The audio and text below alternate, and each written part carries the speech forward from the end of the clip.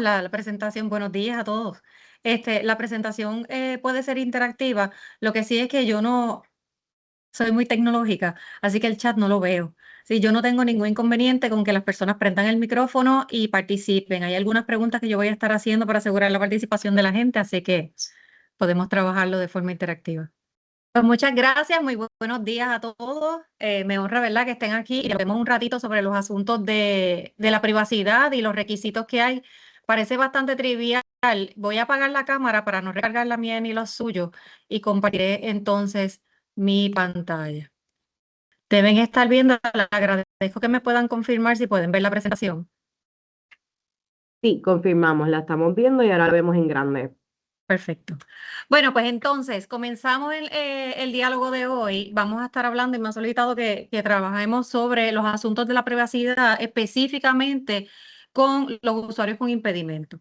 La razón a nivel educativo y también organizacional es que la realidad es que las personas solicitan ciertos acomodos en cuestiones de tiempo, tecnología, espacios, movilidad, y no tenemos la información que lo sustente. Y muchos profesionales refieren a haber solicitado información y les llega o no les llega la información, así que nosotros queremos tratar de compartir la reglamentación y estandarizar el conocimiento de hasta dónde nosotros podemos llegar y qué información realmente nosotros vamos a tener acceso y el proceso correcto para poderlo solicitar.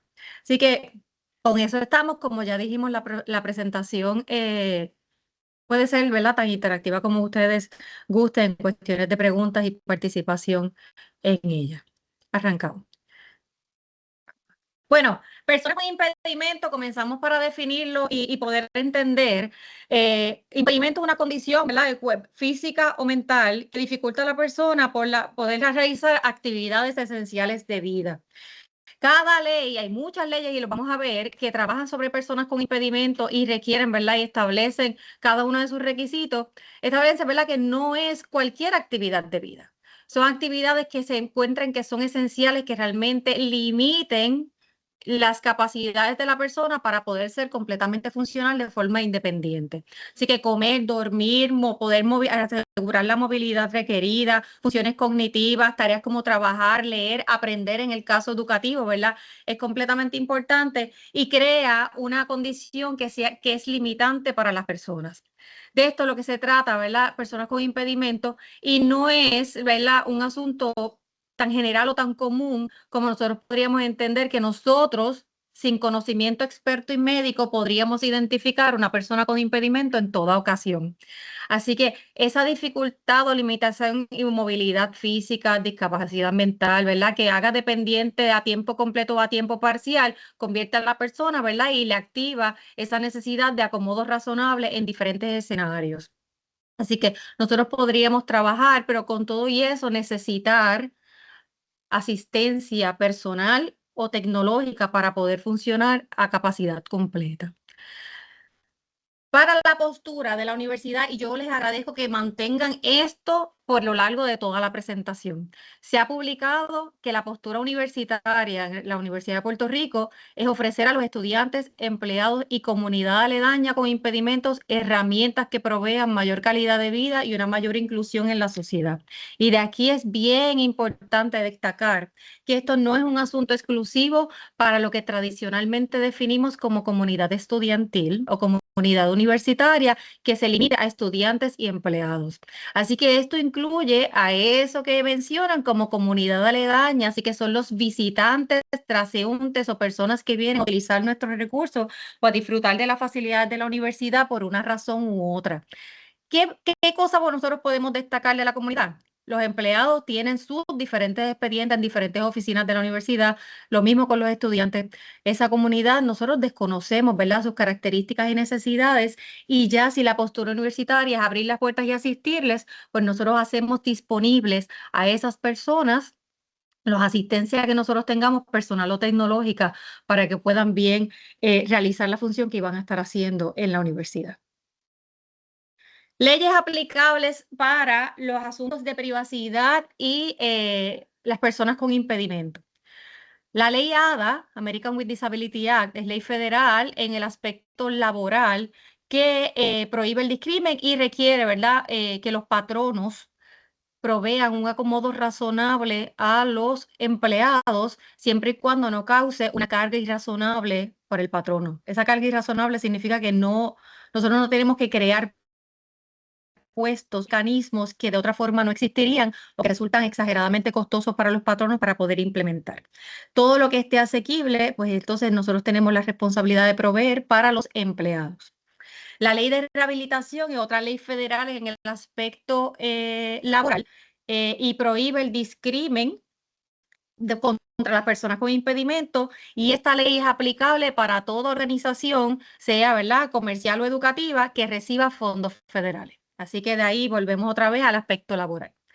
La próxima, el Assistive Technology Act de 1998, procura y trabaja para asegurar la integración de las personas con impedimentos en actividades comunitarias como el trabajo y la educación. Así que empezamos a hacer la transición entre leyes completamente laborales a leyes que integran, ¿verdad?, los aspectos educativos. Así que en esta ley, ¿verdad?, asegura y ayuda a que nosotros podamos integrar y hagamos nuestra parte en la integración de las personas con impedimentos en la parte del trabajo y en el aspecto educativo. Seguimos con FERPA, Family Educational Rights and Privacy Act, que es la ley, la ley, ¿verdad?, principal sobre la confidencialidad de la información estudiantil. Así que eso rige a la universidad, ¿verdad? Y a nivel primario, secundario y postsecundario, ¿verdad?, sobre los asuntos de privacidad, y vamos a ir en más detalle en breve. Carta de Derechos de Personas con Impedimento, ahí nosotros pasamos de reglamentación sobre estudiantes para pacientes. Así que la ley de salud mental, IPA, ¿verdad? Health Insurance Portability and Accountability Act, son 3 leyes que trabajan sobre los derechos de los pacientes en diferentes categorías, personas con impedimento específicamente, ¿verdad? La ley de salud mental, que es la ley 408 del 2000, trabaja específicamente, ¿verdad?, entendiendo que las enfermedades de salud mental llevan un grado o pueden crear un grado de discapacidad. Y la ley IPA es la ley de privacidad principal, ¿verdad?, primaria para los pacientes. Se trabajan en esas 3 leyes.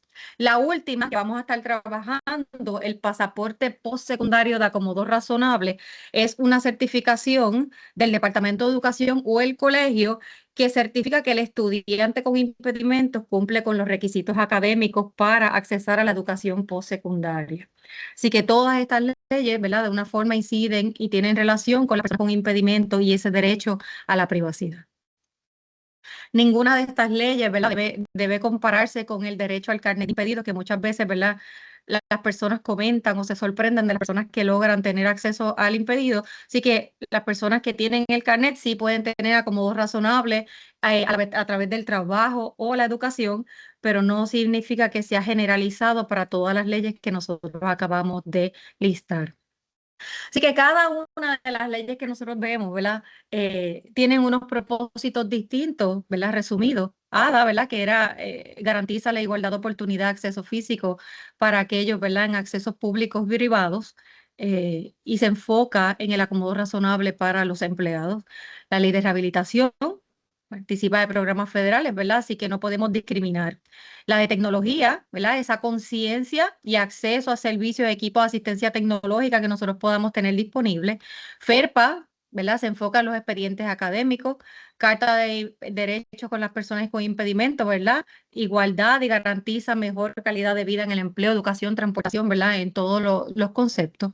La ley 408 de salud mental, ¿verdad?, ya analiza, ¿verdad?, incluye y aplica en la discusión que estamos hablando en los casos donde salud mental pueda tener una certificación de discapacidad y garantiza ese proceso de derecho y proceso para accesar los servicios de salud mental de las personas con necesidad.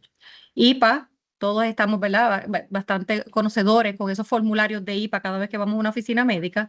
Así que en una de las porciones que vamos a estar viendo es que habla sobre confidencialidad y privacidad, y ese pasaporte por secundario, ¿verdad?, esa certificación que se emite para poder tener acceso a la escuela, a la educación postsecundaria. Así que el punto común en todas esas leyes que nosotros acabamos de ver, estatales y federales, es precisamente el asunto de la confidencialidad de la información. Y eso es lo que nosotros tenemos, ¿verdad? Y es la médula de lo que vamos a estar trabajando. Y esa información, sea documental, sea electrónica, ¿verdad? Nosotros tenemos que de alguna forma tener las herramientas para protegerla y los límites del alcance. Aquí nosotros lo vamos a compartir, ¿verdad? Y en qué grado. Así que ese derecho a la vida privada es importantísimo, ¿verdad? La Declaración Universal de los Derechos Humanos establece que toda persona tiene derecho a la protección de la ley contra tales injerencias o ataques. Y esa, ¿verdad? Derecho a la intimidad también es consagrado por la Constitución de Puerto Rico, ¿verdad? En su sección 8, artículo 2. Así que es algo que nosotros conocemos y defendemos, ¿verdad? A toda costa, independientemente de las características de las personas que lo hagan valer. Así que eso es algo que nosotros tenemos que tener, ¿verdad? Que esto llega de un nivel mayor, el mayor.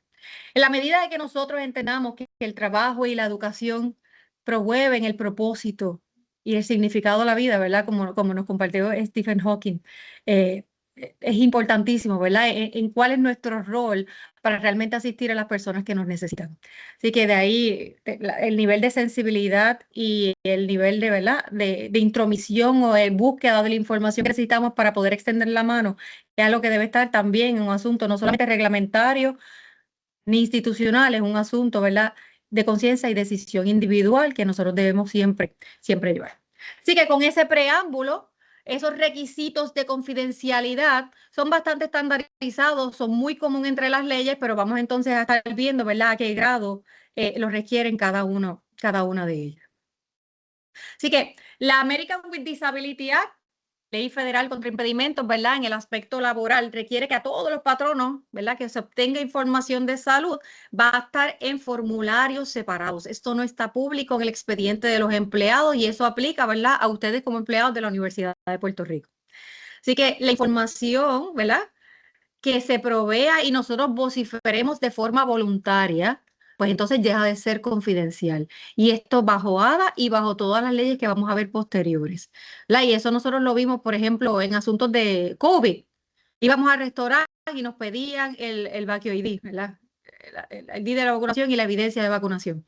Cada divulgación que nosotros hagamos, pues es algo que ya es de conocimiento público por decisión individual de la persona que desea, ¿verdad?, proteger. Así que ese waiver que cada uno de nosotros haga, sea en el lugar de trabajo, en foros educativos o públicos, pues ya obviamente deja de estar protegida la información bajo los requisitos de cada una de las leyes. Excepciones para este asunto de la confidencialidad, pues obviamente los supervisores pueden ser informados o deben ser informados de las necesidades que tienen los empleados bajo su supervisión para poder mejor cumplir esas necesidades de los empleados. Personal de seguridad y primeros auxilios, ¿verdad? Para poder estar atentos en caso de emergencia y oficiales gubernamentales en el curso de alguna investigación en cumplimiento de la propia ley. Así que eso bajo ADA. La parte de Assistive Technology Act, ¿verdad?, que era el que aseguraba y solicitaba la integración de las personas con impedimentos en actividades comunitarias como el trabajo y la educación, reconoce, ¿verdad?, ese respeto a la privacidad y los derechos de igualdad de acceso de las personas y requiere que las organizaciones tengan un plan y aseguren cumplimiento con estas leyes sobre este nivel de secretividad, ¿verdad?, ese nivel de confidencialidad y seguridad y privacidad de la información de las personas, ¿verdad?, a las que aplica. Carta de Derechos de Personas con Impedimento establece como el derecho de gozar la confidencialidad de la información en los expedientes médicos. Aquí no es para cualquier documento, aquí no aplica a los expedientes laborales, aquí no aplica a los expedientes estudiantiles. Pero la Universidad de Puerto Rico, en particular el recinto de Río Piedras, tiene su departamento de servicios médicos, así que sí hay información confidencial que está incluida dentro de los expedientes médicos que no va a caer en manos de terceros, así sea importante, ¿verdad?, para poder valer los derechos de los estudiantes y o empleados, ¿verdad?, que soliciten los servicios de salud.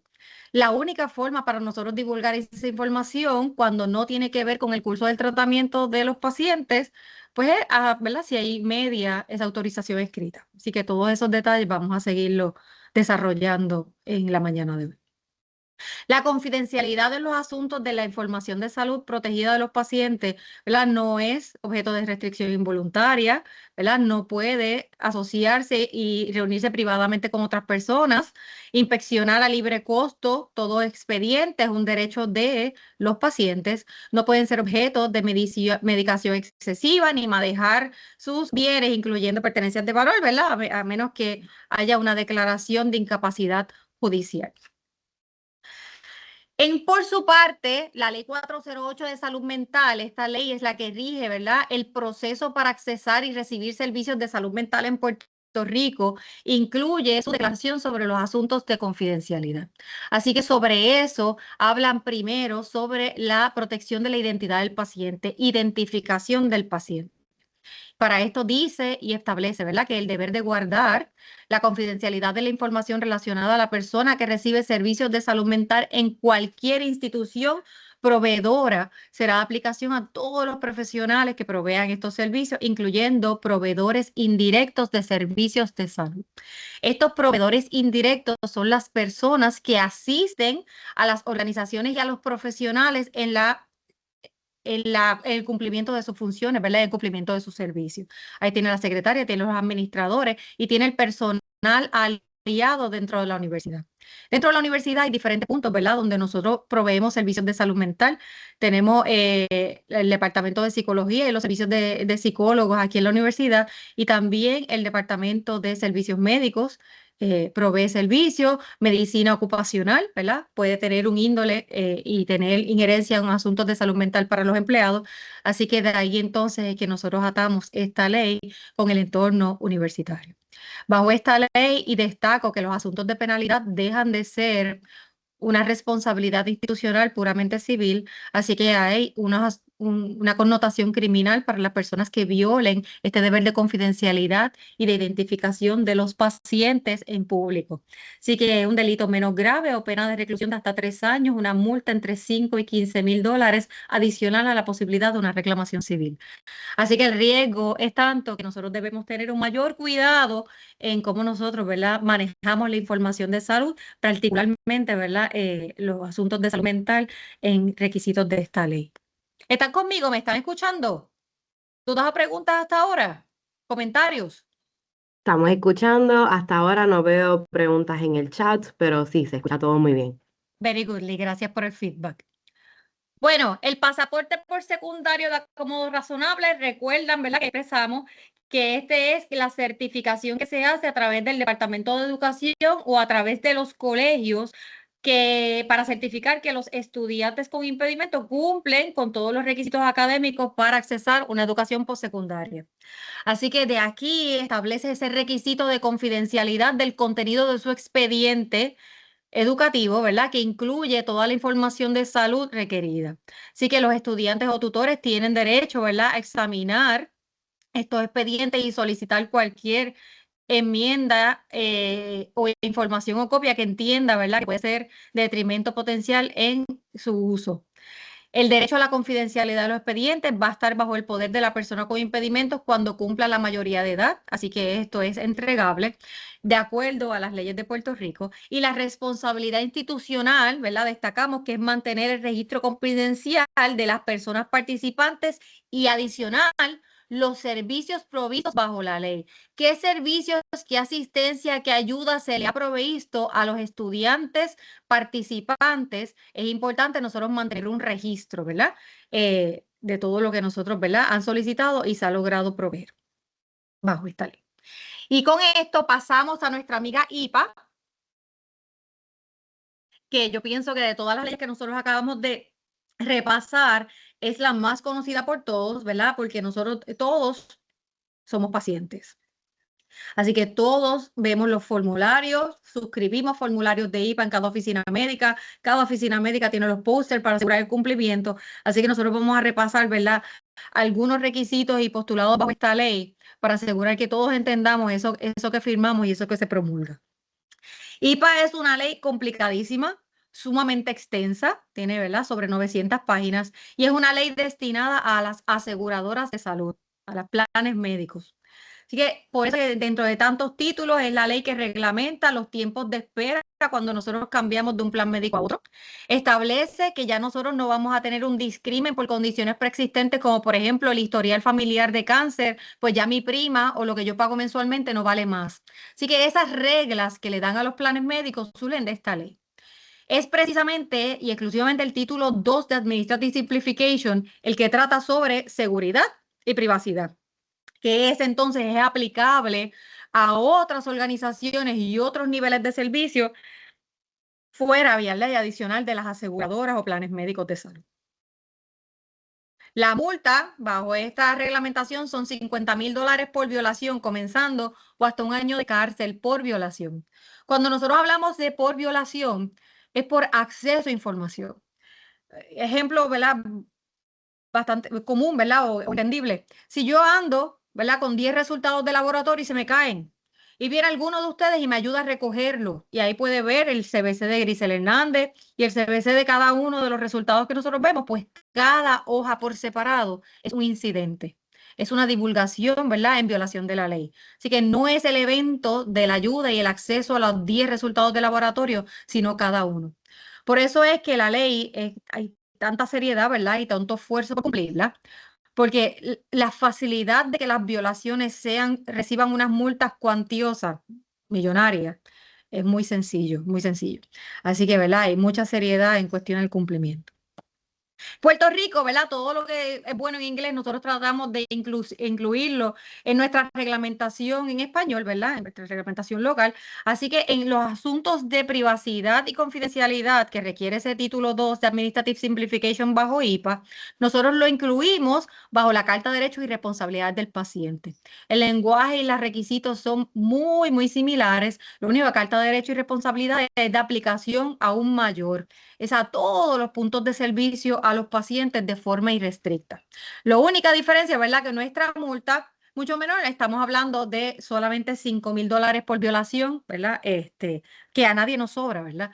Para nosotros estar pagando multas ni en inglés ni en español. Así que, ¿quiénes vamos a estar cumpliendo con esta ley, específicamente con la parte de privacidad y seguridad? Pues, lógicamente, los proveedores de servicios de salud que tengan actividad de facturación. Así que, tradicionalmente, la enfermera que está en las escuelas no le va a aplicar la ley IPA, porque no tiene actividad en la industria de la salud. Así que no está regulada bajo el Departamento de Salud Federal, ¿verdad? Y el intercambio de información en términos de facturación con las aseguradoras. Así que la IPA le va a aplicar a los proveedores de servicios de salud con una actividad activa, ¿verdad? En la industria de la salud. Obviamente le aplica a las aseguradoras de planes médicos, a los centros de información y entidades como los clearing houses que asisten a las aseguradoras en procesamiento de facturas, a los proveedores de servicios financieros y a aquellos que son socios de negocio. Ahí me detengo. Los socios de negocio son personas como yo.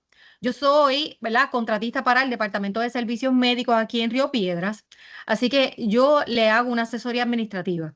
Como yo no soy empleado ni parte integral del proveedor de servicios de salud, pues yo se considero un socio de negocio. Esa persona o entidad que de forma directa o indirecta asiste a alguna de estas entidades para poder cumplir con sus obligaciones, ¿verdad? Y poder llevar a cabo sus operaciones. Así que todos, ¿verdad? Los que de alguna forma indirecta asisten, pues se vuelven socios de negocio de esos, ¿verdad? Que tienen que cumplir con la ley. Así que una vez me aplica, pues, ¿qué es lo que tengo que cumplir bajo este asunto de seguridad y privacidad? Pues vamos a asegurar, ¿verdad? Eso. Tenemos que entender primero que a qué me aplica. La información de salud protegida es cuando yo mezclo la información de salud con la información que me identifica a cada uno de los pacientes y las personas beneficiarias, las personas cuya información nosotros tenemos que mantener esa confidencialidad. La ley me dice que nosotros, ¿verdad?, tenemos 18 identificadores. Hay información que es obvia, que es la información identificada, que es cuando dice el nombre, mío Grisel Hernández Rivera. Pues esa información que tenga mi nombre completo, una información ya identificada. Hay todavía otros 17 identificadores, que es cuando nosotros pasamos un poquito de trabajo para poder identificar, ¿verdad?, y saber que es Grisel Hernández Rivera o cada uno de ustedes, cada uno de los pacientes. Así que en eso, vamos a ver, participen aquí, ayúdenme un poquito. ¿Qué información es suya y de nadie más? y de nadie más, que no comparte información en el mundo con nadie más. ¿Qué va? Vamos a ver. El seguro social, mira, lo veo, el chat, bello. Ah, mira, Seguro, súper. Sí. seguro social suyo y de nadie más. ¿Qué más? Quedan 16. Fecha de nacimiento, vamos a aguantarla. ¿Por qué? Porque nacen miles de personas en el mundo el mismo día. Así que vamos a aguantarla ahí. ¿Qué más es suyo y de nadie más? Vamos a ver, vamos a ponernos creativos. La dirección. Número de licencia de conducir es suyo y de nadie más. Retiro debe ser el número. Cuenta de banco, pasaporte es suyo y de nadie más. Eso es importantísimo. Mire, vamos a hacerlo más fácil. Nosotros tenemos el número de expediente, su número de plan médico, es suyo y de nadie más. Su número de teléfono, no hay nadie más en el mundo con el mismo número de teléfono que tenemos cada uno de nosotros. Y obviamente, ¿qué más le sigue? La dirección de email. La dirección de email tiene una particularidad, porque muchas, como las de la universidad, están medio identificadas. La mía, Grisel.Hernández, pues ya me da, ¿verdad?, parte del nombre completo. Así que el trabajo que tengo que pasar para saber que es Rivera el segundo nombre es muy, muy fácil, es un trabajo leve. Ahora, si yo pongo estamos bien @hotmail.com, que no está identificado, pero yo lo googleo, ya en los métodos de comunicación, inmediatamente va a salir mi nombre, mi foto, dónde trabajo, dónde estoy. Voy a aguantar, con la dirección física ahora. Gracias, Janice. Mira, pero entonces ya me da toda la información. Toda la información, el email, ¿verdad? Puede ser un asunto, ¿verdad?, muy fácil. Número de tablilla, toda esta información. Miren, yo les dije que aguantaran la fecha de nacimiento y vamos a aguantar junto con ella la dirección. Porque la fecha de nacimiento nacen miles de personas en el mundo el mismo día. Así que nosotros poder identificar que es usted o que soy yo, pues es más complicado. La dirección, por su parte, en mi casa vivimos tres. Así que a menos que usted viva solo, lo que hace es acercarnos a poder identificar. Pero, a menos que sean hermanos gemelos que nacieron el mismo día y todavía vivan juntos, cuando yo mezclo la dirección con la fecha de nacimiento, ya puedo identificar quién es. ¿Ok? Así que hay unos identificadores que solos me podrían acercar de alguna forma, pero no hacen el trabajo completo. Pero cuando yo los combino, pues ya es una información que yo tengo que sí o sí proteger. Para nosotros, adicional a esos identificadores, tengo el número de estudiantes, número de empleados, ¿verdad?, que es aplicable a la discusión que nosotros estamos teniendo hoy. De que, miren, así que teniendo eso en mente, que ya qué tipo de información es la que yo tengo que proteger, ¿verdad? Todos esos identificadores, no cuando es claro nombre y apellido. Así que todos esos identificadores, cuando ya me mezcla con la información de salud, incluyendo la declaración de impedimento, pues entonces ya la primera parte de seguridad es la que me trabaja. Seguridad no es nosotros tener los expedientes en un candado bajo llave. Se refiere a transacciones electrónicas. Y transacciones electrónicas es el email, el fax, que lo detesto, pero cuando nosotros enviamos información por fax, usualmente no verificamos el número correcto y cuando dice que llegó, no confirmamos que llegó a donde realmente tenía que llegar. Nosotros presumimos que la información llega, ¿verdad? Así que el fax, mucho, mucho cuidado con eso. Lo que nosotros tenemos, las huellas dactilares, es completamente único, ¿verdad? Así que cuando nosotros tenemos información electrónica, ¿verdad? Y todo lo que nosotros guardamos en la computadora, en la nube, en las tablets, en los teléfonos, las fotos que nosotros tenemos con información, ¿verdad? Esos textos que nosotros enviamos en las diferentes plataformas que han sido controversiales por muchos años ya. Ya sabemos cuál vulnerable es, cuán fácil es que se divulgue, lo que nosotros tenemos que proteger, porque nosotros tenemos un riesgo personal y organizacional, ¿verdad?, que no necesitamos en nuestras vidas. Así que para esta parte de seguridad, Nosotros tenemos que asegurar que la información se mantenga íntegra, que el acceso se limite para quienes realmente lo necesitan en el curso de su trabajo, en el curso de cumplir lo que las personas, el servicio que las personas necesitan. El almacenaje tiene que ser correcto. Esas transacciones, vamos a hacer double check. Miren, nosotros tenemos en la universidad Microsoft 365. Nosotros los emails que tengan información sensible, no solamente de pacientes, no solamente información puramente confidencial, pero sino información que nosotros vamos a estar transmitiendo que queremos proteger. Es tan fácil como nosotros darle al botón de encrypt. Nosotros vamos a options cuando damos escribir un email y le da encrypt. Y así la persona que lo va a recibir pone username y password y si nosotros por casualidad llega en manos del ajeno, no va a tener acceso a esa información que nosotros tenemos que proteger.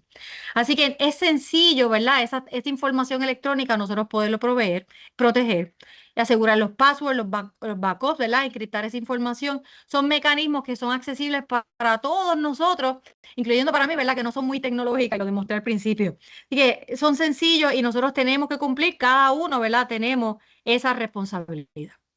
El asunto de la privacidad, que es la segunda parte, es la que me habla, ¿verdad? Del secreto. Ahí estamos hablando del mirón, esa protección que nosotros tenemos a las pantallas y a los celulares, del tono de voz, el que nosotros compartimos o discutimos información sobre los pacientes, sobre nuestros estudiantes, sobre nuestros empleados. Así que toda esa información nosotros tenemos que trabajarlo, ¿verdad? Con discreción y formalidad. Así que ese estándar nacional sobre confidencialidad llegó en IPA. Yo no sé si ustedes se acuerdan, ¿verdad? Cuando llegó IPA fue bastante caótico en los 90, que llegó Walgreens, los cristales bien gordos con el rotito y las líneas rojas en el piso para asegurar distancia, ¿verdad? Y que nosotros nadie lo entendía mucho y tuvo un doble propósito, ¿verdad?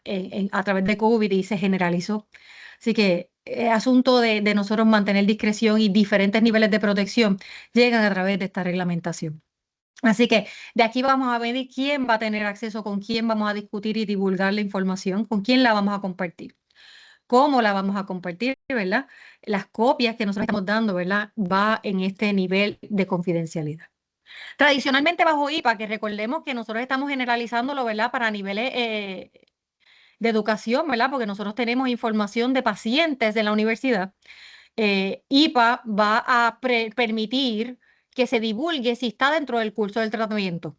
De forma sencilla, si usted viniera al Departamento de Servicios Médicos y hay que transferirlo a algún hospital en la periferia, no le van a estar diciendo, mire, permiso para que me firme este documento para yo poder hablar con el médico de sala de emergencia de auxilio mutuo.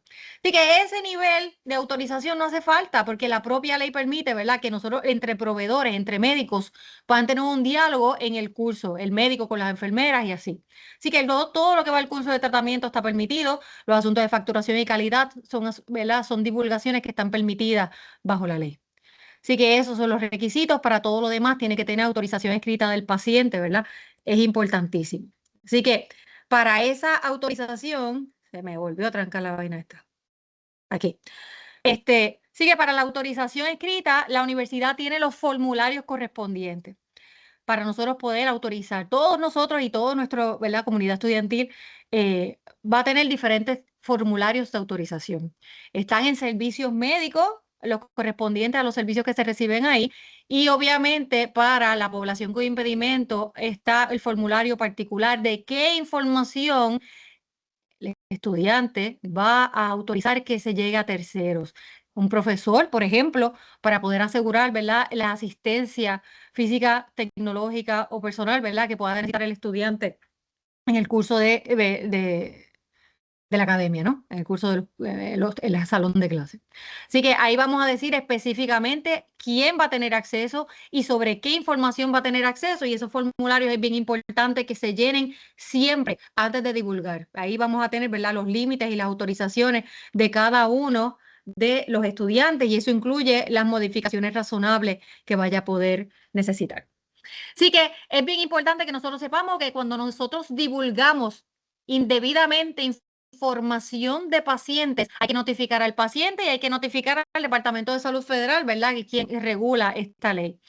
La ley establece sobre los medios de comunicación, porque cuando se divulga a un exceso de pacientes, y nosotros divulgamos a más de 500 pacientes, nosotros poder notificar dentro de los 60 días que es requerido, es difícil, la probabilidad de incumplir es enorme, especialmente con estos hackeos que han tenido, por ejemplo, los hospitales, eh, los que tuvo, ¿verdad? Pues, nosotros podemos notificar al 100% de los pacientes afectados cuando hay cientos de miles de expedientes. Es imposible. De ahí es que llegan, ¿verdad?, los cortes de prensa de que la información tuvo un riesgo, ¿verdad? Pudo haber sido afectada. Y eso es lo que nosotros divulgamos ahí. Así que el cumplimiento por esta ley federal es sobre el Departamento de Salud Federal, ¿verdad? El Departamento de Salud Federal, bajo la Oficina de Derechos Civiles y la Oficina del Inspector General, hace que la Administración de Seguros de Salud de Puerto Rico, ¿verdad? Quien trabaja el plan vital, cada aseguradora en sus contratos, ¿verdad? Y cada patrono, cada proveedor en el cumplimiento, ¿verdad? Con los requisitos de la ley. Así que les pregunto, ¿verdad? ¿Cómo nos aplica IPA? No, ya la dominamos, ya lo sabemos, ¿verdad? Y sabemos qué esperar como pacientes, pero ¿cómo nos aplica? Pues ciertamente nosotros tenemos el Departamento de Servicios Médicos y a través de los requisitos que son los mismos de Carta de Derechos, pues nosotros tenemos servicios de psicología y tenemos diferentes servicios de índole de salud dentro de la universidad, ¿verdad? Dentro de cada uno de los recintos. Así que de ahí nos aplica. Así que, no obstante, ¿verdad? ¿Alguien más tiene algún comentario sobre esto, sobre cómo nos aplica, sobre los requisitos o alguna complejidad en el curso de la aplicación? ¿Estamos bien? Bueno, pues Estamos continúo bien. aquí. Thank you. Entonces, llega FERPA, que entonces este es el Family Educational Rights and Privacy Act. Y esto es de las leyes más rigurosas en términos de privacidad y confidencialidad de información. Y es específicamente, entonces, para todos los demás puntos de servicio de la Universidad de Puerto Rico, ¿verdad? Todo lo que tenga que ver con nuestros estudiantes está regulado bajo esta ley de FERPA. FERPA prohíbe la divulgación de información recopilada para nuestros estudiantes, no solamente aquella de salud, no solamente. Así que hace confidencial esa característica de confidencialidad al expediente académico de los estudiantes y requiere el consentimiento de los padres o de los estudiantes, ¿verdad?, de ser mayores de edad para nosotros poder compartir la información que se contiene en el expediente. Así que hay un requisito, ¿verdad?, que es importantísimo nosotros recordar, que es que toda institución educativa tiene la obligación de dar a conocer anualmente a toda la comunidad estudiantil los derechos bajo esta ley federal. ¿Sabe? Eso es un requisito que debe ser auditable. El requisito, ¿verdad?, incluye consentimiento, ¿verdad?, como las prácticas permitidas bajo IPA que nosotros acabamos de discutir en detalle. Lo que conlleva, ¿verdad?, o comprende el expediente académico, ¿verdad?, ese conjunto de documentos de carácter oficial y lógicamente confidencial. Esto incluye la información personal, todos los documentos de matrícula, las notas, los exámenes, actividades académicas, informes disciplinarios y deja fuera del expediente académico aquellos apuntes completamente privados que puedan hacer los profesores o el personal, la información del directorio, aquellas cosas, ¿verdad?, que se solicite la no divulgación. Así que es bien importante, ¿verdad?, que no estamos hablando solamente de la declaración de impedimento o la solicitud o expresión, ¿verdad?, profesional para acomodo razonable. Así que absolutamente todo, incluyendo las notas y exámenes, etcétera, es parte del expediente académico que tiene que ser tratado de forma absolutamente confidencial. Así que si la universidad permite la divulgación de información, tenemos la obligación de especificar los criterios para determinar quién va a tener acceso a esa información educativa del estudiante. Así que si nosotros de alguna forma vamos a compartir entre nosotros, nosotros tenemos la obligación de establecer los límites de a qué vamos a tener acceso, cuándo y hasta qué grado, ¿ok? Así que importantísimo. Así que, ¿qué necesitamos, verdad? La información, ¿para qué se necesita? Ese interés legítimo es para poder cumplir las responsabilidades de cada uno en nuestro rol. Nosotros como profesores, nosotros como personal de biblioteca, ¿verdad?, que es parte de lo que nosotros tenemos targeted en esta presentación. Así que, ¿qué necesitamos del expediente para poder nosotros dar nuestro servicio en la mejor, ¿verdad?, en mejor grado? Así que ese es el detalle que nosotros tenemos que demostrar cuando nosotros solicitamos información de los estudiantes. La ley permite divulgar a los padres, a otras escuelas, ¿verdad? Con interés, información disciplinaria, siempre y cuando medie orden judicial o policíaca. Así que no es por una mera solicitud, no es por mero capricho, ¿verdad? O de buena voluntad. Así que nosotros todo tiene que ser por requisito, por autorización del estudiante o sus padres en caso de ser menor de edad y obviamente o porque sea requerido por orden documentada y obviamente copia de esa orden se hace formar parte del expediente. Es importante que nosotros sepamos, ¿verdad? Que las divulgaciones, como se habló en el resumen de todas las leyes que vimos al principio que pueden aplicar, nosotros tenemos que hacer un log, nosotros tenemos que tener un registro de las divulgaciones que nosotros, a quién compartimos y a qué grado y cuándo ocurrió. Así que, ¿por qué? Porque nosotros tenemos que poder defender que nosotros estamos cumpliendo con todas esas leyes. Así que el acceso que nosotros estamos dando a las personas, pues tiene que cumplir con todos los requisitos reglamentarios. Así que este consentimiento que van a dar los estudiantes mayores de edad y los padres en supliendo esa capacidad de consentir, tiene que estar por escrito, fechado y firmado. Tiene que detallar la información específica que se va a divulgar, a quién se va a divulgar y la razón por la que se solicita que se divulgue. Esa es la razón de verdad de cómo se redactan los formularios de divulgación de información. Tiene que saber, ¿verdad? Y establecer a quién se va a estar autorizando que reciba la información. Si este formulario no está suscrito, la información no se debe compartir. Nosotros tenemos oficinas que crean y mantienen esta información confidencial, ¿verdad? Sea del expediente de los estudiantes o sea, ¿verdad? De los expedientes de índole de salud. Y es bien importante que los expedientes incluyan este consentimiento antes de compartir cualquier información, a menos que sea requerido por ley. Así que eso tiene que hacerse constar en el expediente.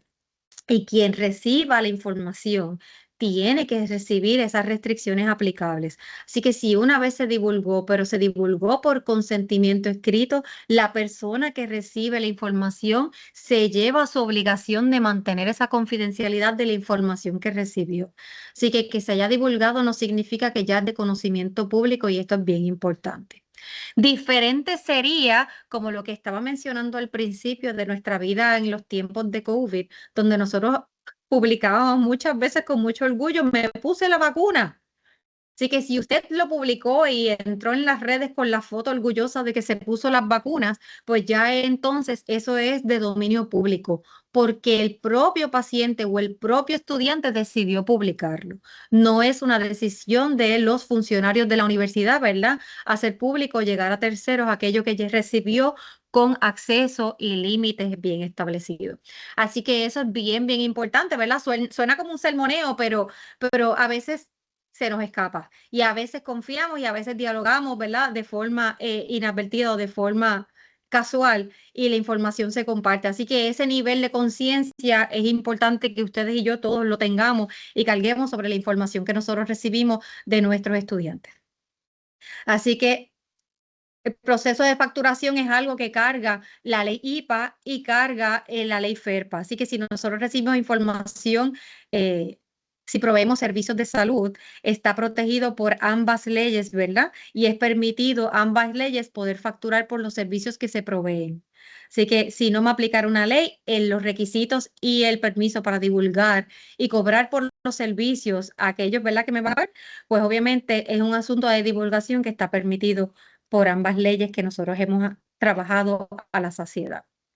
Recordamos, ¿verdad?, que la capacidad para consentir en Puerto Rico es a los 21 años. Nosotros tenemos muchos estudiantes, ¿verdad?, menores de edad. Y a mí me sorprende la cantidad de formularios que todavía no se llenan en procesos de matrícula, ¿verdad?, o que no fueron eficientemente auditados. Y nosotros tenemos estudiantes menores de edad que no han completado muchos formularios a través de los padres, ¿no? Por ejemplo, el formulario para recibir servicios en Departamento de Servicios Médicos es uno que no el 100% de los estudiantes no lo llena y es algo que nosotros en vivo se refresca este requisito.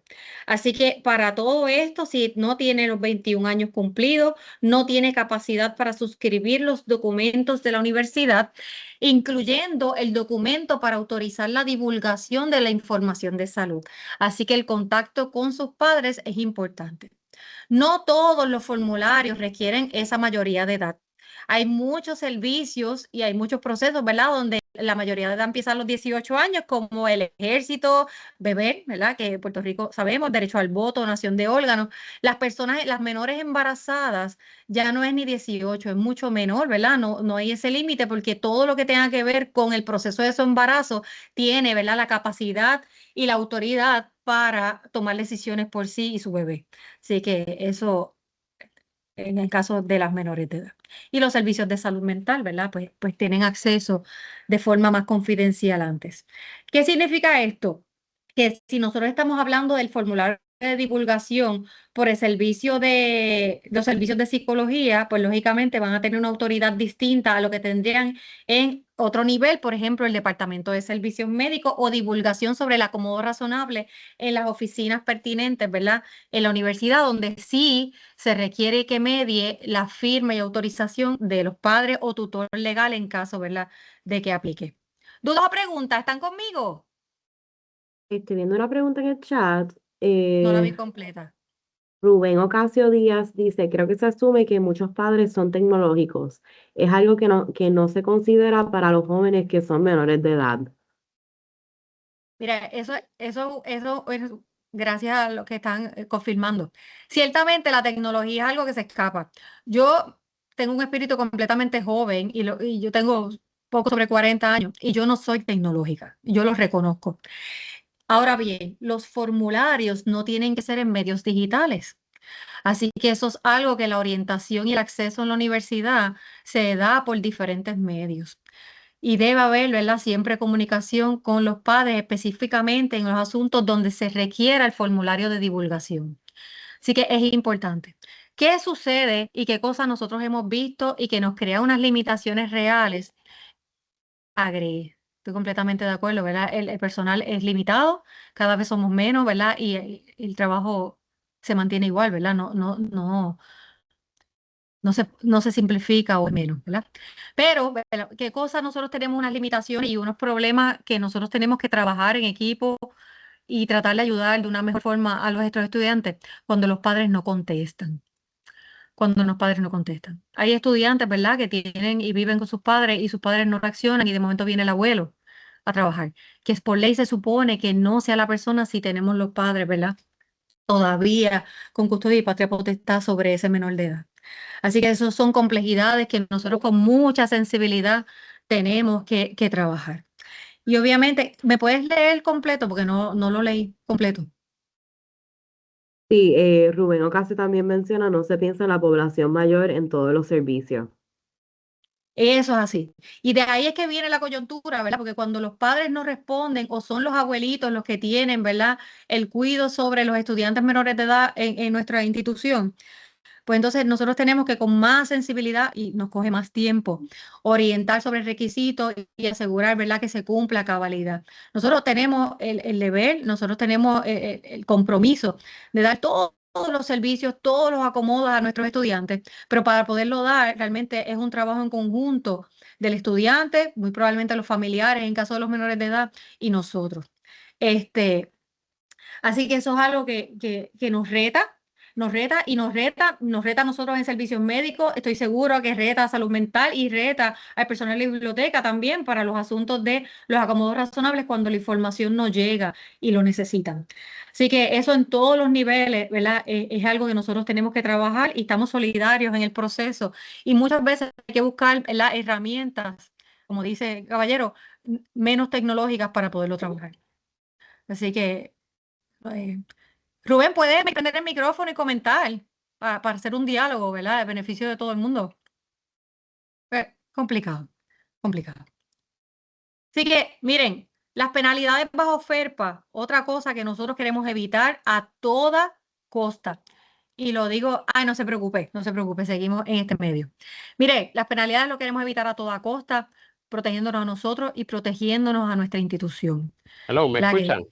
sí, Ok, bienvenido. ahora sí, porque estoy sufriendo aquí, ¿verdad? Lo que usted comenta sí tiene algo de razón, pero tenemos que ver también, ¿verdad? El otro lado de la moneda, ¿verdad? Se hablan de servicios, como comenté ahí, pero la realidad es que muchos no se le da alternativa ni a la población mayor, ni a estudiantes jóvenes que llegan posiblemente aquí, porque sé que en general han llegado algunos jovencitos que tienen 17 años todavía, que estos son menores de edad, y adivinen que están con los abuelos, ¿verdad? Y los abuelos no manejan tecnología.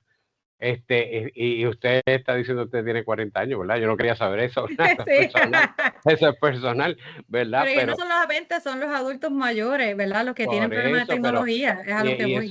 eso ocurre a nivel de muchas de las agencias. Todo es o lléname esto o aquello, o me contesta un chatbot, que es peor. Entonces, fíjese que usted está hablando de toda esta, ¿verdad? Esta experiencia que usted está presentando, pero, y estamos hablando, ¿verdad? De la cuestión de accesibilidad. Mire, yo soy una persona ciega y yo estoy tratando, ¿verdad? Dentro de lo que puedo ahí a deo, ¿verdad? Contestarle, pero, o sea, ¿qué hacemos también con esas poblaciones? O sea que no es tan sencillo. En eso, añadido a eso, el poco personal que hay. O sea, tenemos retos, pero seguimos en eso, tenemos retos. Hay que trabajar, hay que meter mano, hay que accionarlo, ¿verdad? Mire, completamente. Si nosotros, la base de la presentación de hoy, completamente de acuerdo con usted, y la realidad es que las limitaciones para mí, ¿verdad? Y esto, cada cual puede tener su postura distinta, pero para mí, todo tipo de limitación no tiene edad, ¿verdad? Las limitaciones, algunas que son obvias, algunas que tienen unas necesidades mayores, algunas que no, ¿verdad? Que parecen desapercibidas como yo y la realidad es que no domino del todo la tecnología. No lo hago, no lo domino. Y eso yo lo reconozco, ¿verdad? Y para eso yo trabajo, ¿verdad? Y trabajamos cada uno individual dentro de los sacrificios. Nosotros queremos asistir a todo el mundo. Así que si nosotros tenemos la base de los requisitos reglamentarios, pues nosotros tenemos una asignación de entender cuál es la postura universitaria y ahí vamos a seguir ahora, ¿verdad? Con los servicios que hay aquí. Pero tenemos que llevarlo a operacionalizarlo. Tenemos que tratar de llevar a un hecho, Exacto, ¿verdad? hay Y que, nosotros trabajarlo. Cada uno dentro de nuestra función, porque yo estoy segura que en la audiencia que nosotros tenemos aquí, no tenemos solamente personas de biblioteca, de seguro tenemos profesores, tenemos personas que trabajan en otro tipo de oficina, de otro tipo de servicio. Así que cada uno tiene un rol distinto en servir. Servir. ¿Me sigue? Totalmente de acuerdo. Lo que pasa es que seguimos en el papel y yo creo que ¿verdad?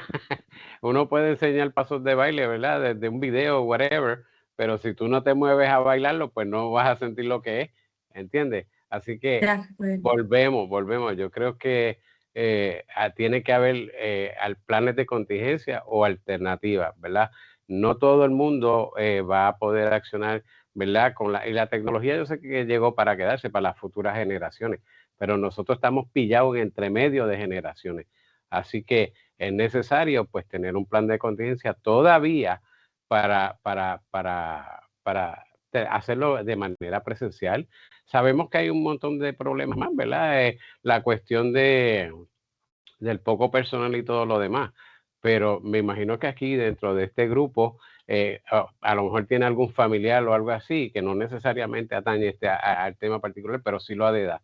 Y hay veces que tienen que estar buscando a un tercero para que le llene la información. Pues ahí mismo, mire, se fue a ajuste, digo yo, la parte de seguridad de información, de la IPA y todo lo demás. O sea, a la hora No, de llenar porque no, le documentación. voy a decir por qué no. Porque eso Ujú. fue una divulgación voluntaria. ¿Me No, sigue? me Así, refiero a todo lo demás, no estoy hablando de esto específicamente, ok. porque el problema no queda aquí. O sea, fuera de los portones hay vida, ¿verdad? Y la gente llena sus planes médicos por allá y tiene sus cosas por allá. Así que esto hasta que no se, creo yo, que hasta que no se crea conciencia de verdad de lo que se habla. Mira, un número, un solo número dentro de como una longaniza de números que nos piden.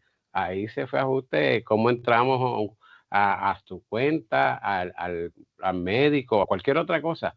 Siempre hay bueno, que me digan aquí cuántas veces han llamado a un teléfono y a veces los dejan esperando. O sea, es lo que estoy tratando de traer. O sea, si no se acciona, no podemos hablar, pero no se hace mucho.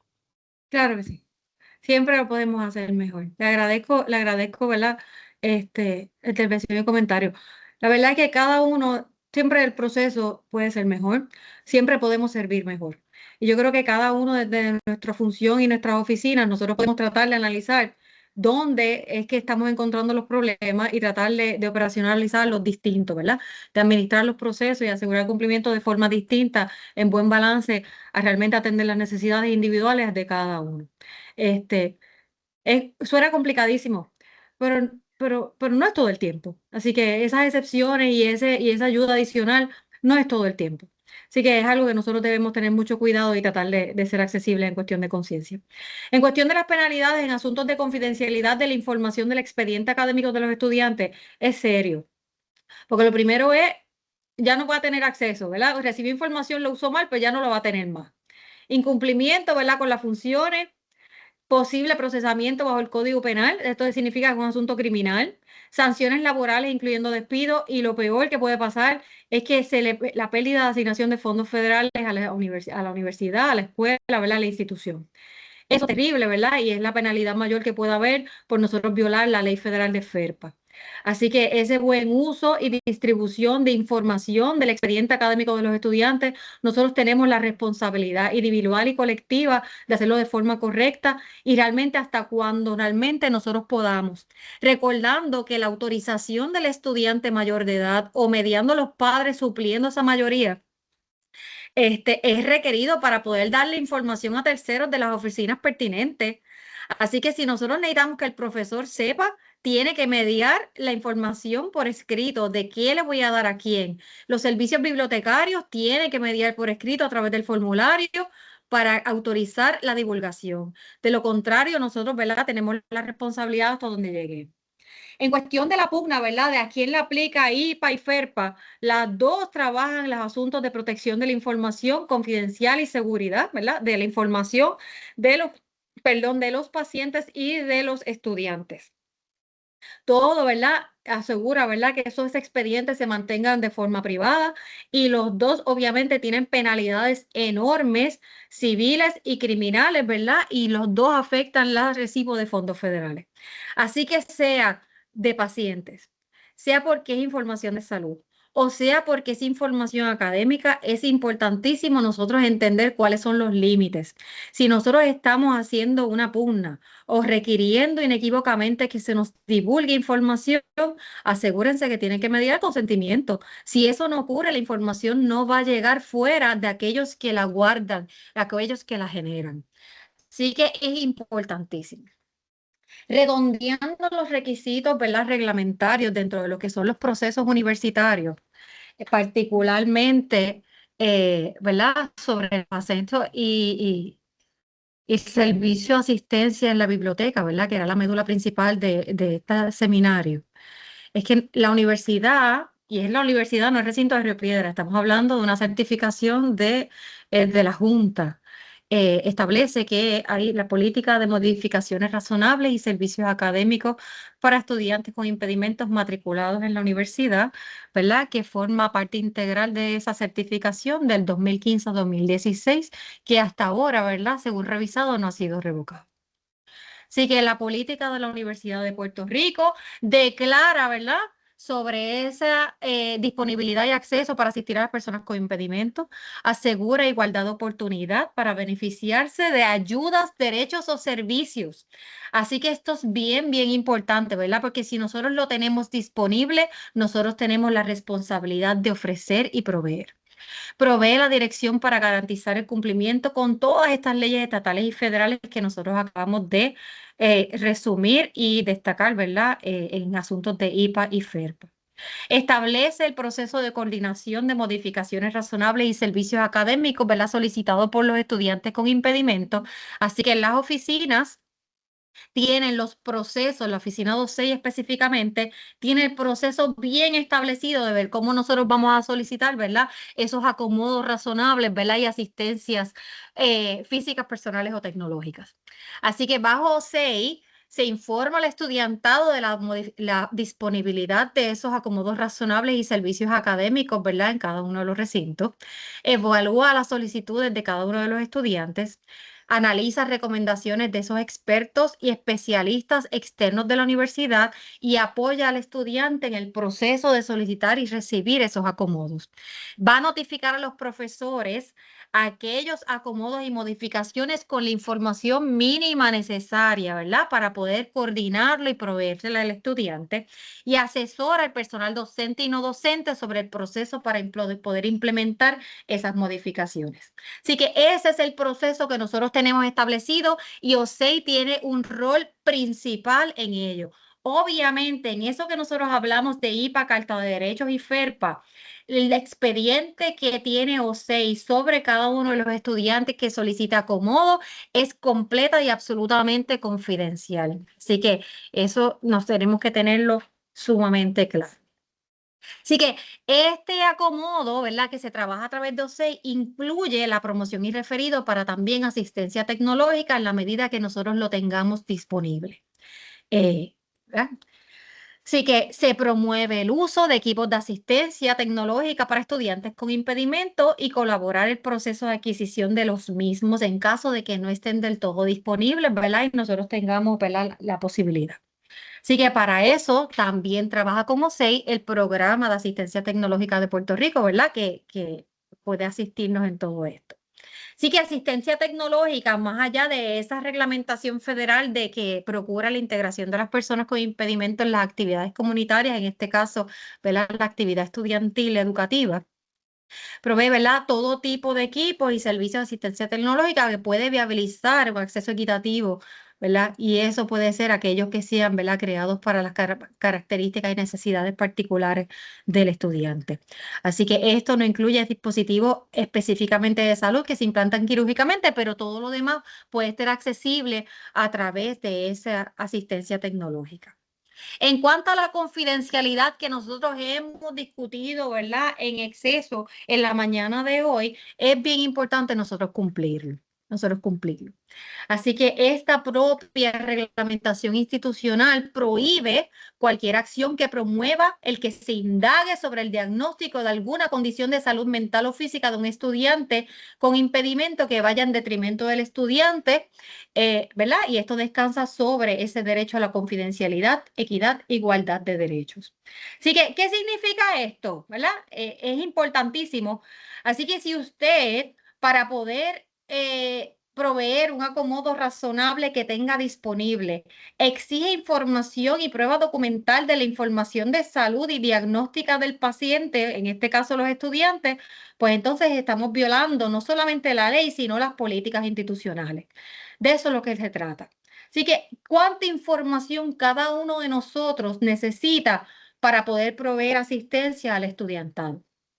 Es bien importante que para si realmente es algo necesario, para nosotros asegurar poder cumplir con dar lo máximo posible y poder entender, pues entonces se debe orientar al estudiante que se refiera a OSEI para que solicite el acomodo razonable de forma formal y que asegure que OSEI envíe la documentación importante, ¿verdad? Entendiendo que el expediente es confidencial y va a recibir lo mínimo necesario. Así que ese es el proceso institucional para que los estudiantes tengan un balance entre ese acomodo razonable que pueden necesitar y la confidencialidad de la información que se promulga por tantas y tantas leyes estatales y federales. ¿Están conmigo? ¿Dudas, preguntas, comentarios, desahogos?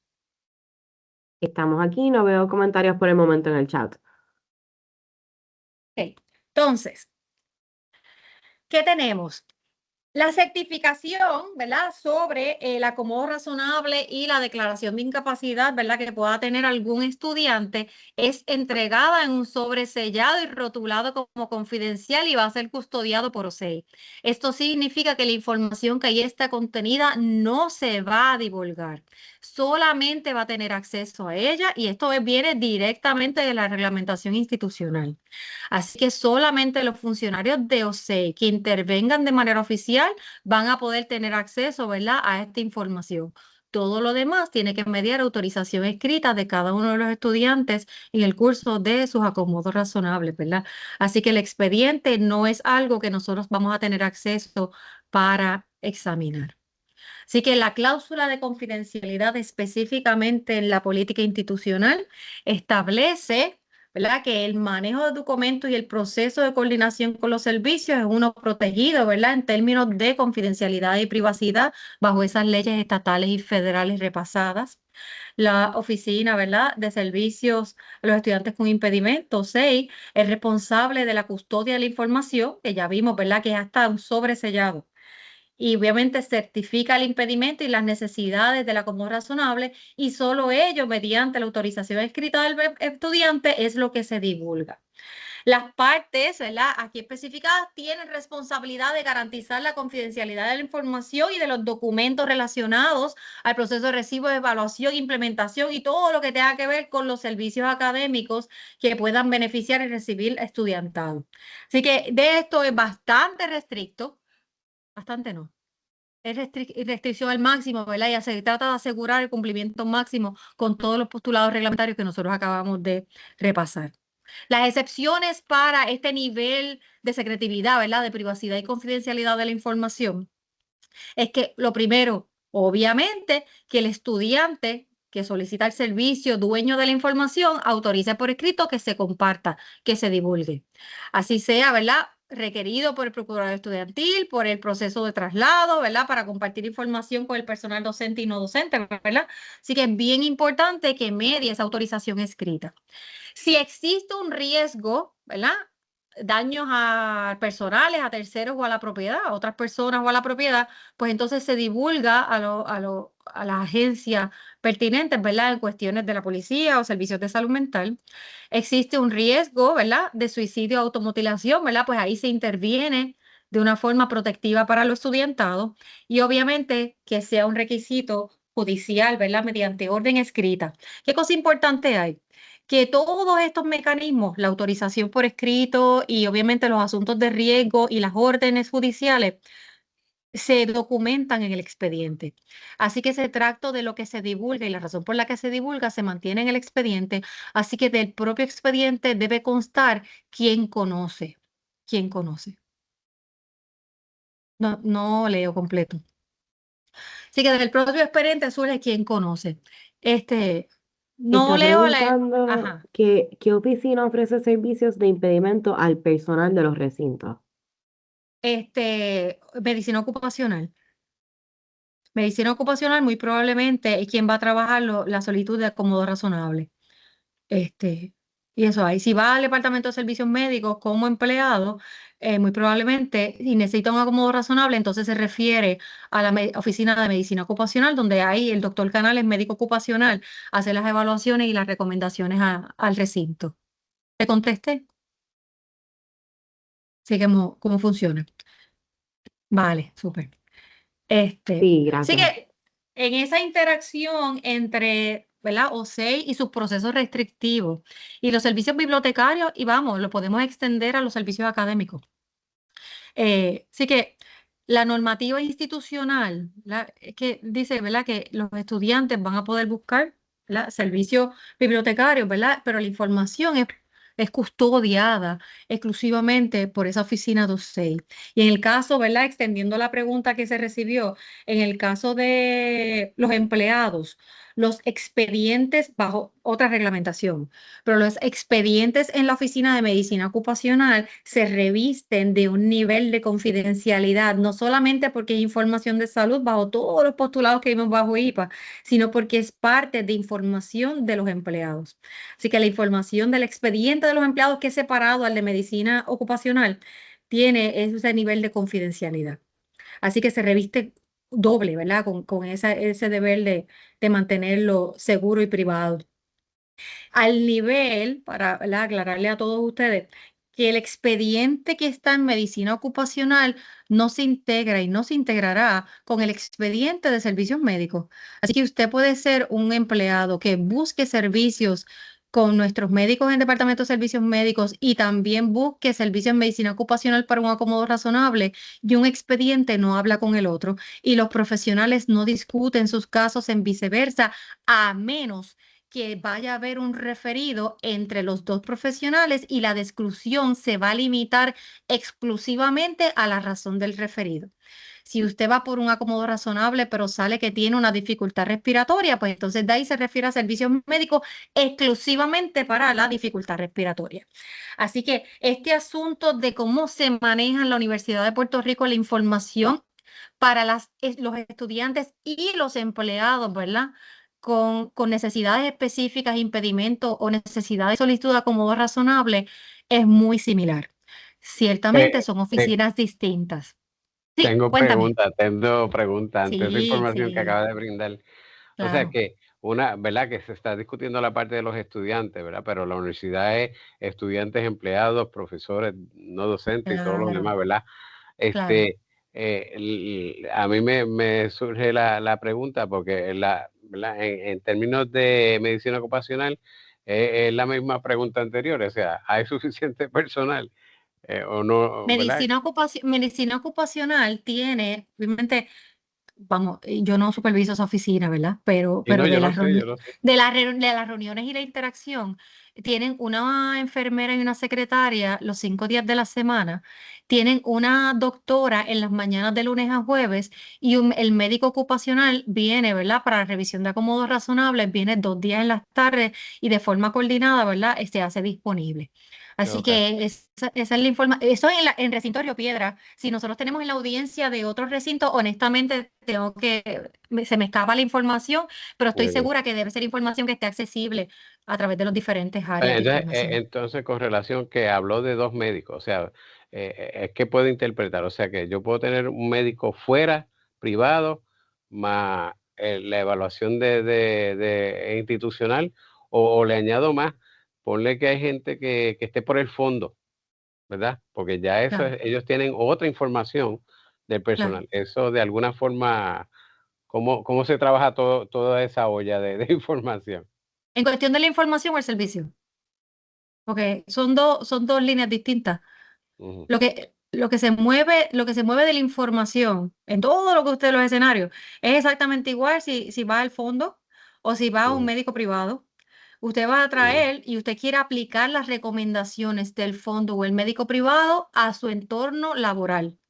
Si ujú. usted quiere aplicar esas dos cosas, usted trae una certificación y una recomendación externa como razonable que bajo los postulados y la política institucional, el médico ocupacional lo revisa, lo avala y se aplica en la Ok, medida que esté disponible. ¿Están conmigo? perfecto. Sí, yo estoy con Así que ustedes. no Lo se que pasa es que trae y esa certificación que usted trae de afuera se hace formar única y exclusivamente parte de su expediente en medicina ocupacional, no es su expediente de empleo general con su salario y todo lo demás.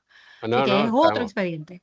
Pero qué bueno que aclaró eso. Precisamente traje esa pregunta para que la gente entienda, ¿verdad? De los que estamos aquí, cómo funciona, ¿verdad? Porque a veces queremos mezclar una cosa con la otra y no hay unos procesos, ¿verdad? Unos procedimientos Sí, para seguir. Y qué bueno que lo aclaro. Gracias. sí, sí. La que tremendo, tremendo, me encantan sus interacciones. Mire, pues entonces, así que sea para los empleados o para los estudiantes, ¿verdad? En oficinas distintas, pero los procesos están establecidos y el personal está disponible. Ciertamente, como han surgido de los comentarios, el personal en las universidades es limitado, pero el que está la mejor voluntad y son muy celosos con su trabajo, lo sabemos, así que, ¿verdad? Lo van a hacer con mucho celo y mucho cuidado, ¿verdad? Cada uno dentro de su responsabilidad. En términos específicos para los estudiantes de OSEI y los servicios bibliotecarios, OSEI tiene terminantemente prohibido por reglamentación federal y política institucional compartir la información médica de los estudiantes participantes. Así que eso no va a ocurrir salvo que medie esa autorización escrita y con las limitaciones, ¿verdad?, que ello conlleva. Así que es bien importante, ¿verdad? Que ese proceso no es común, es bastante especial y nosotros tenemos que trabajar ese proceso de acomodo razonable en los diferentes niveles que tienen y servicios que tiene el estudiantado a lo largo de toda la universidad. Así que con la evidencia médica, el analista 2.6 es quien especifica las limitaciones actuales y los acomodos que se van a estar recomendando para el participante, ¿verdad? Y se discute con los profesores y la biblioteca en este caso, ¿verdad? Cuando ello es necesario. Así que ese mínimo necesario para poder asegurar el mejor beneficio del estudiantado dentro de las capacidades de nuestro entorno, pues es lo que nosotros vamos a estar recibiendo y discutiendo. ¿A qué los invito con todo ¿verdad? Este sermoneo de lo que estamos haciendo? Es que tengamos conciencia de que la información no va a ser muchas veces toda la información y tan detallada como nosotros quisiéramos.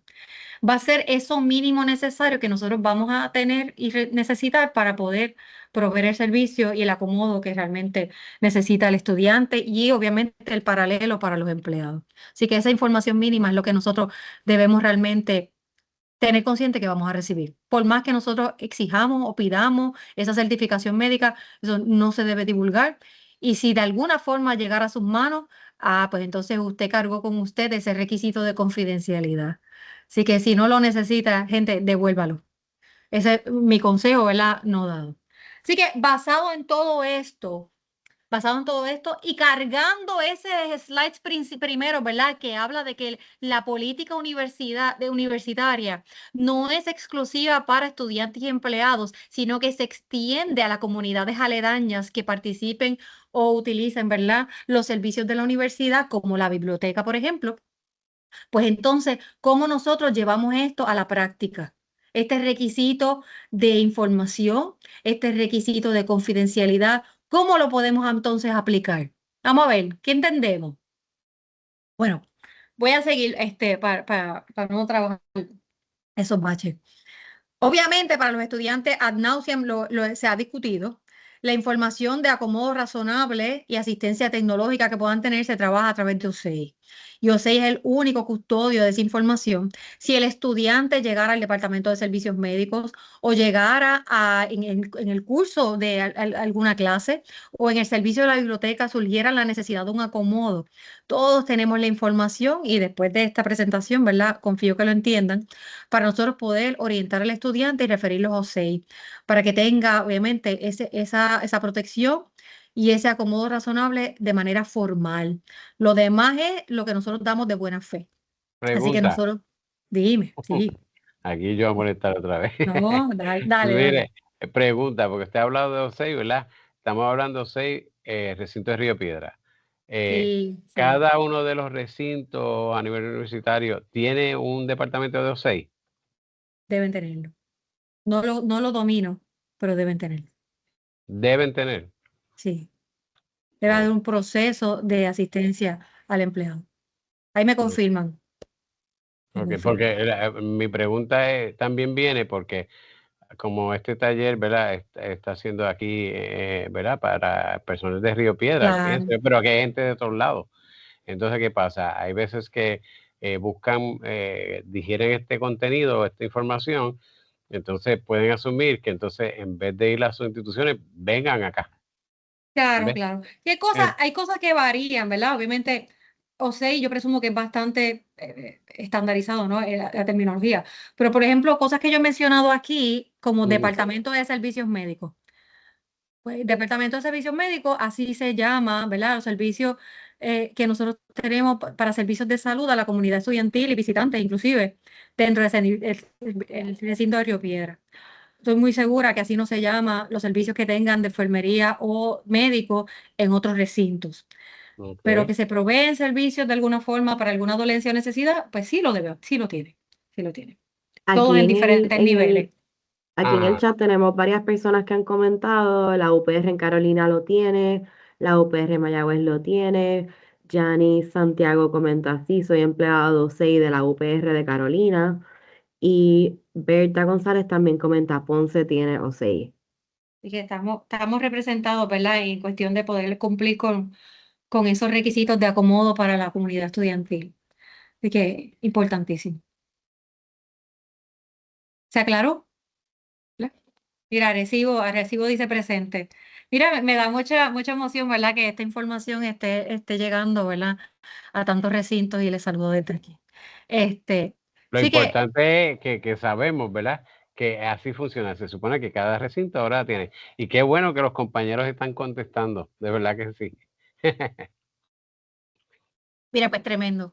Así que para los estudiantes, los 6 de todos los recintos de la Universidad de Puerto Rico, pues va a trabajar ese acomodo. Si el estudiante no ha acudido y solicita un acomodo, conocemos. Así que nuestra responsabilidad, ¿verdad? Orientar al estudiante que vaya y lo solicite de forma oficial para que realmente tenga ese acomodo de forma uniforme y no solamente de buena fe de cada uno de los profesores y cada uno de los servicios que pueda tener la universidad. Así que sea de una manera uniforme. Y yo les recuerdo, no todos los impedimentos son obvios.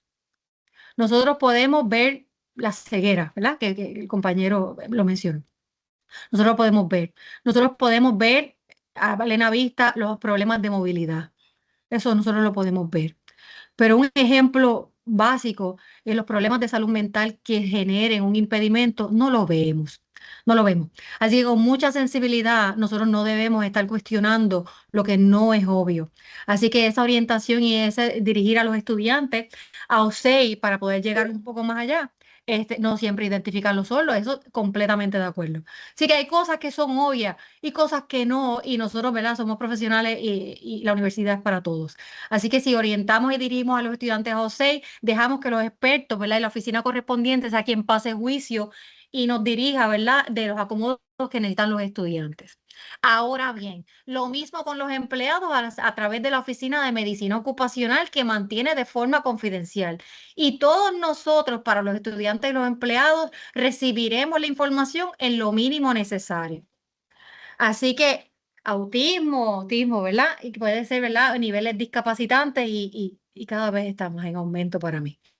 Así que nosotros tenemos esa realidad con los estudiantes y los empleados. Ahora bien, para nosotros realmente cumplir con el postulado de la universidad de que nosotros vamos a hacer disponibles nuestros recursos, también para los miembros de las comunidades aledañas, como decía, ¿verdad? Eh, pues entonces, si la biblioteca tiene algún mecanismo de acomodo, no tenemos a dónde referir, ni tenemos la autoridad, ¿verdad? Ni el conocimiento para estar requiriendo certificados de acomodo razonable o certificados médicos a los visitantes ¿verdad? Que transitan o vienen a utilizar los servicios de la biblioteca. En ese caso, ¿verdad? ¿Hasta dónde llega la necesidad de nosotros de requerir antes de proveer, ¿verdad? De nosotros diferir, ¿verdad? Y nosotros ser más restrictivos con los estudiantes y los empleados que con las comunidades que nos visitan. Estoy hablando de, ¿verdad? De los servicios de biblioteca. Así que si nosotros lo tenemos disponible y se solicita de buena fe, obviamente se hace un registro a quien se le está dando un acomodo y entiendo que se debe proveer. Y eso hace un balance entre los niveles de confidencialidad, la información mínima que realmente cada uno de nosotros en nuestras funciones podemos necesitar y la postura de la universidad de ser accesible a todos los estudiantes, empleados y visitantes de comunidades aledañas. ¿Me siguen en ese aspecto? Sí, Bueno, de eso es lo que se trata, ¿verdad? Nosotros tenemos unos procesos bien establecidos, pero nuestros servicios estamos. Ay, no lo leo. sí, entiendo que está confirmando, ¿verdad? Lo que usted está diciendo. Perfecto, gracias. Así que, Bueno, ¿verdad? perdón, lo que dice ahí, y como estamos hablando del aspecto de biblioteca, pues mire, la Sí. biblioteca, el recinto de Río Piedra tiene la función de biblioteca universitaria de la comunidad, nacional, escolar, de investigación, ¿verdad? Especializada, como es colección puertorriqueña. Así que tenemos muchos sombreros en ese aspecto. Y yo estoy seguro que hay gente aquí que está dentro del campo que está de acuerdo con lo que se está diciendo. Mire, y dentro de todos esos sombreros, la pregunta que le hago, es más, deje el micrófono prendido. La pregunta que les hago, ¿las bibliotecas realmente necesitan evidencia documental para poder o proveer acomodo a la gente que lo necesita y que va a utilizar los servicios? Esa es la pregunta. Pues, ¿sabe qué? Yo iba a dar un taller de diseño universal en Mayagüez, y hice esa mini investigación, y encontré cosas y cosas, ¿verdad? Tenemos algunas ¿verdad? Unas herramientas, pero hay otras que lamentablemente no las tenemos, ¿verdad? Por razón de personal, presupuesto, lo de siempre, ¿verdad? Así que no está en todos lados. Yo le diría que la mejor preparada es precisamente Río Piedra. Ah, con qué orgullo, ¿verdad?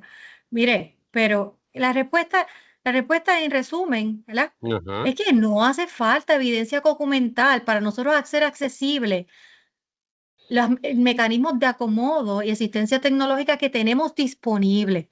No podemos crear lo que no tenemos, pero si lo tenemos disponible y alguien extiende la solicitud porque lo necesita, no necesitamos evidencia para poderlo extender. De ahí alivianen el proceso de servir en la biblioteca. Podemos ser uniformes con los estudiantes, empleados y visitantes y no necesitamos recibir esa información confidencial que tanto peso y riesgo acarga. ¿Están conmigo? Sí, cuando nosotros obviamente operacionalizamos estos requisitos específicamente para la biblioteca, nosotros debemos ofrecer lo que tenemos disponible, ¿verdad? Las personas con impedimento sin cuestionamiento, y hacemos un registro. Para otros servicios universitarios, como el salón de clase, bueno, pues es distinto, ¿ok?